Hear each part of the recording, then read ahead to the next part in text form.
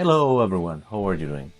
This is Slamafede, and today I wanted to address something that it will come up for you, especially if you sit like myself in the floor, which is leg numbness, or your legs falling asleep, as we colloquially say. Now, this is something that's going to happen to all of us. It has to do with how your body is trained to sit on the ground or on a safu, but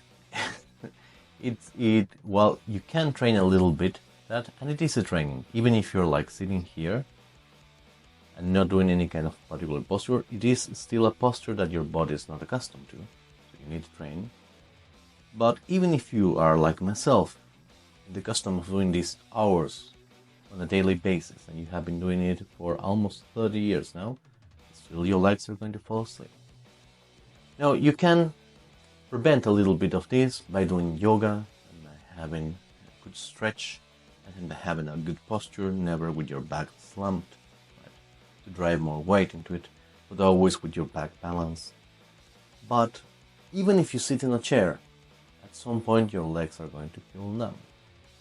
And this might seem like a stupid thing, but every single one of us who has spent time meditating has to deal with the next problem, which is not so much the moment when the legs fall numb, because there is kind of a unpleasant sensation of numbness, and then that's it.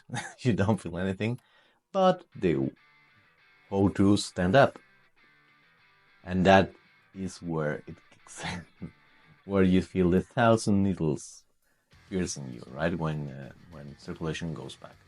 So my first advice is, as always, try to be comfortable as possible. You can't be 100% comfortable meditating. It's not about being happy or being totally relaxed and comfortable. There is always some tension in keeping the structure, right? Because you don't slump. And you keep the structure because this will help you maintain concentration. So there is some tension. But otherwise than that, you just get rid of as many things as possible. You wear comfortable clothing. You wear, like I'm wearing right now, for example, all gym clothes, or you can wear skirts, or you can wear nothing at all, but nothing that constricts, right? If possible, avoid jeans and any kind of stiff fabric. And whenever you sit, the other part that's important is that you relax. And you let yourself go a little bit, right? You don't have to let it go a lot. A little bit on the tension that you have in your legs. You can massage that, but at some point they're going to fall asleep. So I have heard 1,000 remedies for this. People who talk about pressure points, and they talk about meridians, and they talk about channels.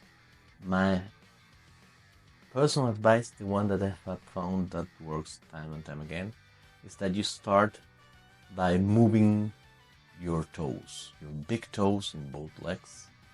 And this you may have to manually help if they're very numb. But if you can't, you start moving with your hands, your toes, and then you will start having some feeling back, and then you can start moving them.